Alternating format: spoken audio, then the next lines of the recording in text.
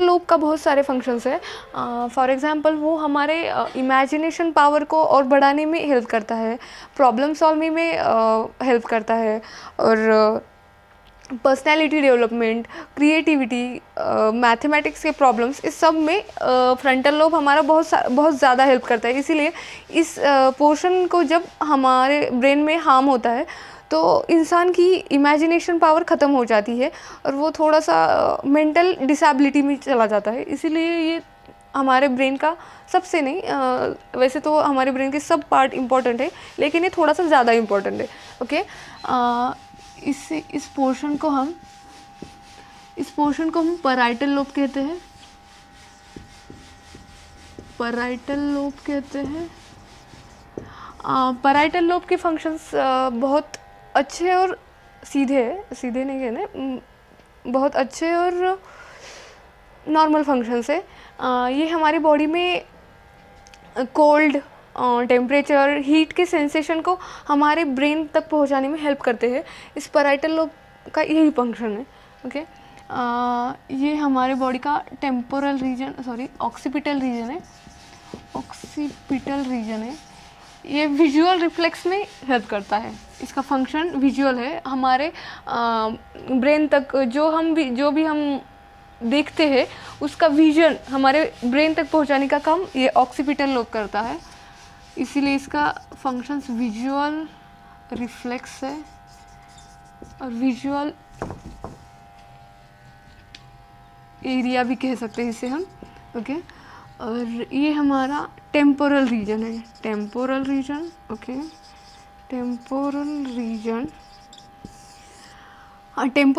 का काम हमारे ब्रेन में ऑडिटरी होता है।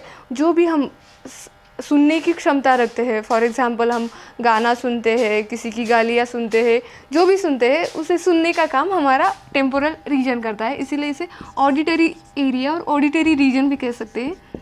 ऑडिटरी रीजन भी कह सकते हैं। ओके, तो ये था हमारे फोर ब्रेन का। इधर रखती हूँ। ओके, फोर ब्रेन के दो parts. First cerebrum and the second is third ventricle.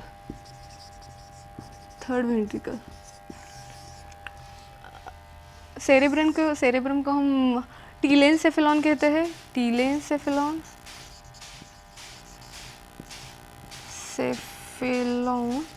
और थर्ड वेंट्रिकल को डायनसेफेलॉन कहते हैं। डायनसेफेलॉन। ओके, तो सेरेब्रम हमारा कंप्लीट हो गया। अब हम थर्ड वेंट्रिकल देखते हैं। ये हमारे बॉडी का मिड ब्रेन है। ओके, ये थोड़ा सा मिटा देती हूँ मैं। ओके, ये बहुत खचमच हो चुकी है। ओके,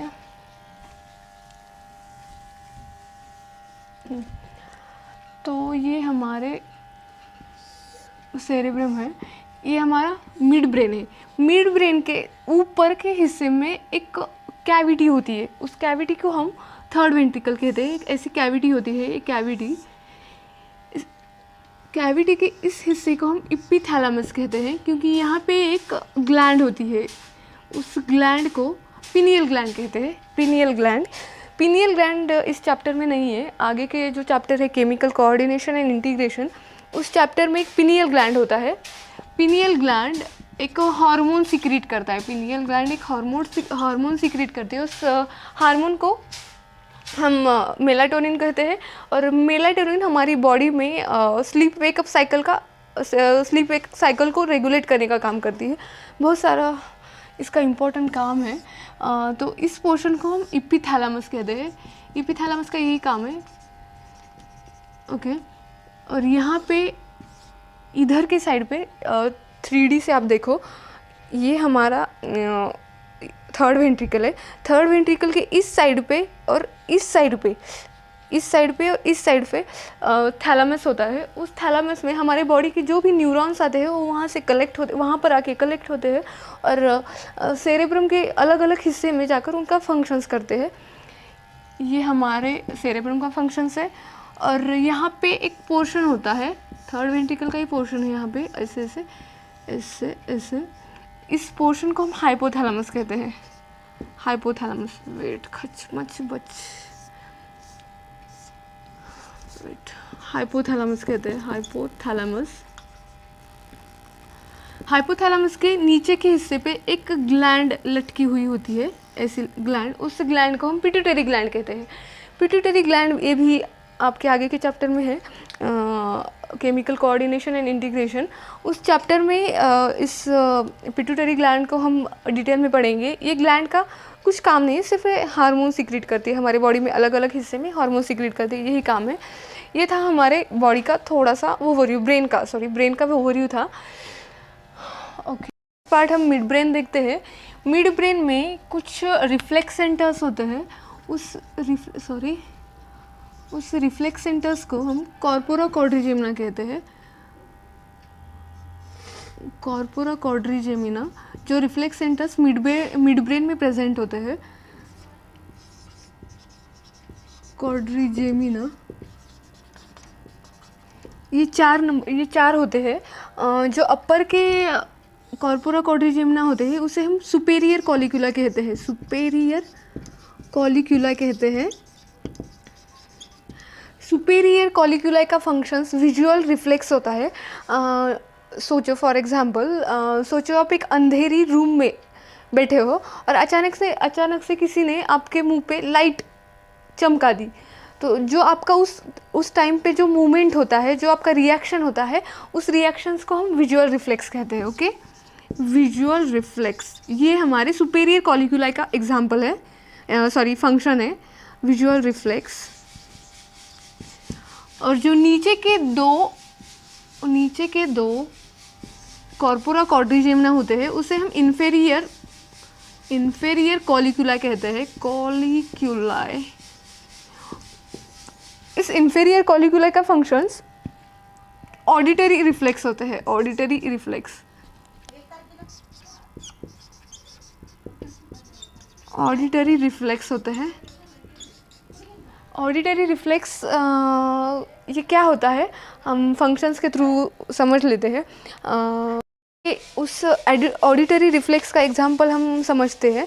फॉर एग्जांपल सोचो आप एक रूम में स्टडी कर रहे हो, बहुत व्यस्त होकर स्टडी कर रहे हो और दिवाली का मौसम है, अचानक किसी ने पटाखा फोड़ दिया। तो उस पटाखा फोड़ने की वजह से आप अचानक जो घबरा जाते हो या दचक जाते हो, उस मूवमेंट को हम ऑडिटरी रिफ्लेक्स कहते हैं। और ये ऑडिटरी रिफ्लेक्स इन्फेरियर कॉलिक्यूला की वजह से आता है। और ये इन्फेरियर कॉलिक्यूला हमारे मिड ब्रेन में, दैट इज़ कॉर्पोरा क्वाड्रिजेमिना में होता है। ओके, ठीक है। Okay start. अब हम पॉन्स देखते हैं। पॉन्स नेक्स्ट हमारा पार्ट पॉन्स है, जो हमारा ब्रेन का नेक्स्ट पार्ट है वो पॉन्स है। पॉन्स में कुछ सेंटर्स होते हैं। फर्स्ट सेंटर जिसे हम जो यहाँ पे लोकेट करता है, उस सेंटर्स को हम न्यूमोटैक्सिक सेंटर कहते हैं। उसका मैं फंक्शंस बताऊँगी, लेकिन इस सेंटर को हम न्यूमोटैक्सिक सेंटर कहते हैं। न्यूमोटैक्सिक सेंटर कहते हैं। इस न्यूमोटैक्सिक सेंटर का फंक्शंस मैं बताती हूँ। सोचो आज तुमने सोच लिया कि आज मैं इतनी सांस लूँगा कि आपने सोची ना होगी, इतनी सांस लूँगा कि मेरा सारा लंग्स फूल जाएगा, इतनी सांस लूँगा। लेकिन एक्चुअली में ऐसा होता नहीं है, क्योंकि जब हम सांस लेते हैं तो ऐसे स्पेसिफिक टाइम पे हमारे सांस को रोकने का काम ये न्यूमोटैक्सिक सेंटर करता है। जो हम सांस लेते हैं उस सांस को स्पेसिफिक टाइम पे रोकने का काम ये न्यूमोटैक्सिक सेंटर करता है। उस स्पेसिफिक टाइम पे हम हमारा एक्सहेलेशन करते हैं, जो हमारे लंग्स में वेस्ट एयर जो होती है, वेस्ट जो गैसेस होते हैं, उसे हम बाहर फेंकने का काम करते हैं। ये हमारे न्यूमोटैक्सिक सेंटर का काम होता है, फंक्शन होता है। और उसी वक्त ओके थैंक यू।